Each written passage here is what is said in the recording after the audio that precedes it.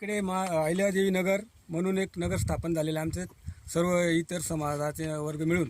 तर त्या ठिकाणी 30 ते 35 कुटुंब आम्ही शेतात राहतो आणि तेथील सर्व मुले जवळजवळ निमगाव हायस्कूलला आणि निंबाळकी हायस्कूलमध्ये शाळेत जातात. त्यांना जाण्या येण्यासाठी हाच पर्याय रस्ता आहे पूर्वीपासूनचा. आणि आम्हीसुद्धा गावातूनचा शेतमजूर वगैरे इतर अधिकारी कोणी पाहुणे रावळे याच रस्त्याने आजपर्यंत येत होते जात होते. आणि शेतीमाल विकायचा सुद्धा आमचा दळणवळणाचा हाच मार्ग पूर्वीपासून अस्तित्वात होता आणि आज तो बंद करण्याचा प्रयत्न त्याने चालवलेला आहे. पाहुणे आले तर घ्यायला इकडे यावं लागतं. आणि शाळेतल्या मुली येताना तो शिव्या गाळ करतो आणि त्रास देतो. काय नाव त्याचं? नरेंद्र देवराम जगता. तो म्हणे बाहेरून झाल्यावर का तुम्हाला पाचले पाडणार आहेत का, असा मुलींना बोलतो तो. मुलींना पण विचारून घ्या. तुम्ही जर मुलींना काही कमी जास्त झालंच तर कोण दखल घेणार याची? तुम्ही तहसीलदारांनी त्यांना कळवलं ना पहिले? हो, निवेदन दिलेलं होतं ना अर्ध.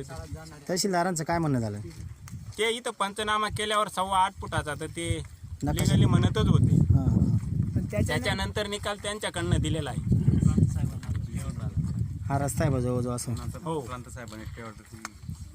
साहेबांनी टी ऑर्डर दिलेली आहे तरी तो ट्रॅक्टर ते आणून नागटी करतो तिथं.